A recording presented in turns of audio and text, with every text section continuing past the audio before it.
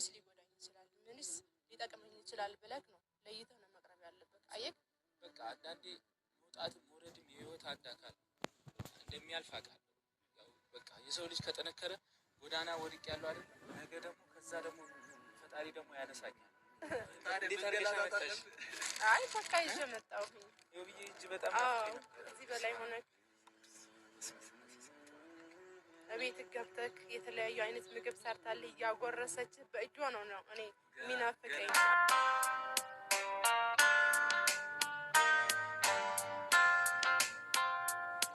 የነገን ማወቅ ፈለኩ መጪውን ማየት ናፈኩ። ሰላም እንዴት ናችሁ የተወደዳችሁ የሆፕ ፋሚሊ? እየሄዱ ነው። ያው አንዳንድ ነገሮች እንግዲህ እኛ እንደለፋ ነው እየሆኑልን ነው እና የአንገት ሐብሉን ማውልቋል። በጣም አሪፍ ነው። እንግዲህ አሁን ጠቅልሎ ወደ ቤቱ እስኪገባ ወደ ራሱ በሙሉ ልቡ እንዲመለስ ነው የኛ ፍላጎት። ነገሮችን ቸኩለን ማበላሸት አንፈልግም እና አሁን እየተመለሰ ያው ሁሉም ነገር በሂደት ነው። በአንድ ሁሉም ነገር አይሆንም። ያው ከነሱም ቀስ እያለ ይለያል። አሁን የአንገት እስኪ ያለውን ነገር እስኪ ሲመጡ እናወራቸዋለን። ተስፋ እንሰጠዋለን ወደ ቤቱ እንዲመለስ ማለት ውብዬ በቃ እንደምንም ብለን ለምነን የውብዬ ምግብ ነው ያመጣችው? ውብዬ ሰርታ ምግብ አምጥቻለሁ። እስኪ ቢያንስ ለሱም ተስፋ ይሆነዋል። ቢያንስ አልጨከነችብኝም በቃ ብሎ እንዲያስብ ይሆነዋል ቢያንስ። ልክ ነው። እንዴት መሰለህ ሆሜ ማለት እሷ በነበረውን ነገር በጣም ተጎድታለች። ማለት አሽን ምን ማጠገባ ስለነበርን ያለውን ነገር ሁሉ እናውቃለን እና በጣም ለፋ ነበረ እንዲመለስ ብላ ምናምን በቻለችው እሷ ማለት ተስፋ ከመቁረጤ በፊት እስኪ የቻልኩትን ነገር ልሞክር፣ ሁሉም ነገር መመለስ እንዲመለስ በቃ የቻልኩትን ላድርግ ብላ እየለፋች ነበር። ያ ነገር ስላልሆነላት ነው የተናደደችው። በስተመጨረሻ እሱ ደግሞ መጥቶ ይቅርታ ሲላት ከዚህ በኋላስ እንዴት አምናለሁ ምናምን ብላ ስላሰበችው ነው እንጂ እስካሁንም ትወዷለች። አካሏ ነው፣ የልጆቿ አባት ነው እና ማለት እኛ ደግሞ በቻልነውን ነገር እያናገርናት ነው ማለት ወደለ ማለት ይቅርታ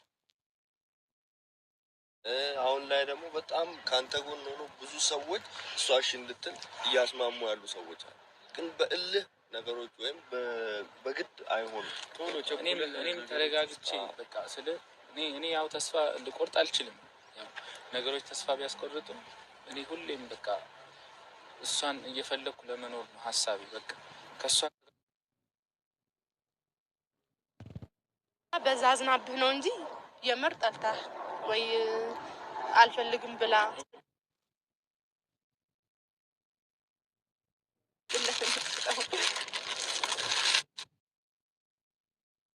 አሁን ደህና ነች። ያው ደህና ነች፣ ትሻላለች። ቢያንስ ትላንትና አሁን ትንሽ ትሻላለች፣ የተረጋጋች ነው። ድንጋጤው እየለቀቃት ስልክ አላመነችም፣ ሙሉ በሙሉ አላመነችም። ለምን ከዚህ በፊት የተፈጠረውን ነገር ስታስብ ከዚህ በኋላስ ምን ዋስትና አለኝ እንደዚህ ደግሞ እንደማያደርገው ሀቡል ደግማ ባትመጣ ሷስ ምን ዋስትና አለኝ ብላ ነው በቃ ሁሉ ነገሯን ይናፍቀኝ። ምግቧ ደግሞ ሰላም ውድና የተከበራችሁ የመታገስ ቤተሰቦች እንዴት ሄድታላችሁ? ልኝን ያለው እግዚአብሔር ይመስገን ሁሉ ሰላም ነው። እናንተም ባላችሁበት ሰላማችሁ ብዙ ትርፍ ይበል ተስፋለኝ። ውድ የሀገሬ ልጆች፣ ውድ ቤተሰቦቼ ዛሬ እንግዲህ ውብዬ ለናሂ ምግብ ቋጥራ ልካለታለች። እጇን አፍቆኛል በጣም ብሏል ማለት ነው። ያው ውብዬ ያው ከዚህ ቀደም እንዳያችሁት ታርቀው ነበር እንደዚህ አይነት ስህተት ተሰርቶ ማለት ነው። የዛሬው ደግሞ ባስ ያለ ነው። የዛሬው ከሰይጣን ጋር የተገናኘ ስራ ነው እና ውብዬ ልጆቹ አባት ነው፣ ትወዷለች። ባሏ ነው የምታከብረው፣ የምትወደው ባሏ ነው። ግን ተምሮ እንዲመለስበት ነገሮቹ ደግሞ ቀጣይም ልጅቷ ስለማትተወው እንዴት ነው ልጅቷን የሚተዋት ብላ ለማረጋገጥ ነው እንጂ ናሂን ጠልተው አይደለም። የምንም ቢሆን የልጆቹ አባት ነው። 2 ልጅ ወልደዋል። የ2 ልጆች አባትና እናት ሆነዋል። ስለዚህ ጠልተው ሳይሆን ነገሮቹ አይደገሙም ወይ ድጋሜ እንዳልጎዳ የሚለው እያስተማረችው ነው እንጂ የልጆቹ አባት ነው። ለክፉ ነገር አስጡ እና ሌላው ሲቀጥል ደግሞ ዳጊ እንደዛ ያለው በቃ ልጅም ስለሆነ ነው። ዳጊ አትወዱበት። ገና ልጅ ነው። ያው ወንድሙ ደግሞ እንደዛ ሲሰቃይ ይሰማዋል።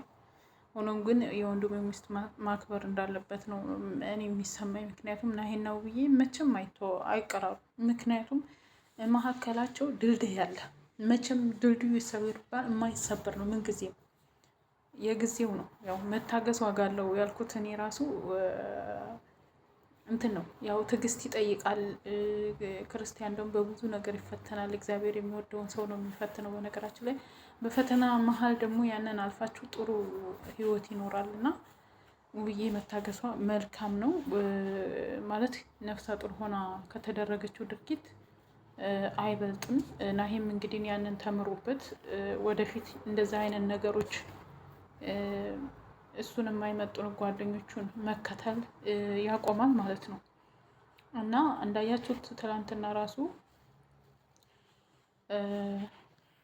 ካልተመለስክ እህቴን ካልመለስክ ምናምን እያለች ነው ልጅቷ። አይዶን ነው የልጅ የእሷ እህት ጋር የሚያገናኘው ነገር ምን እንዳለ የናሂ ባላቅም። ለማንኛውም ግን ውብዬ መቼም ባሏን አጠላም። መቼም የልጆቹ አባት ነው ምንም ቢሆን ማለት ነው። እና ግን እኔ አንድ ነገር የምላችሁ ፈጣሪ ከእንደዚህ አይነት ይጠብቃችሁ ነው የምለው። ከእንደዚህ አይነት ተንኮል የሰይጣን ስራን የሚያመልክ ሰው ከፈጣሪ እሱ ከሱ ይጠብቃችሁ ነው የምለው። እንደዚህ አይነት ነገር አይደረስባችሁ ነው ፈጣሪ ከእንደዚህ አይነት ነገር ይደብቃችሁ ይሸሽጋችሁ ብዬ ነው የማስበው። ብዙዎቻችሁ ደግሞ ውሸት ነው ድራማ እየሰሩ ነው ምናምን እያሉ ነው። ድራማ አይደለም። ምንም ቢሆን ትዳራችሁን እንደ ድራማ አድርጋችሁ ለማውጣት ይከብዳል። እውነት ነው ይሄ እውነት እና እውነት የሚካሄድ ነገር ነው እና ብዙዎቹ ውሸት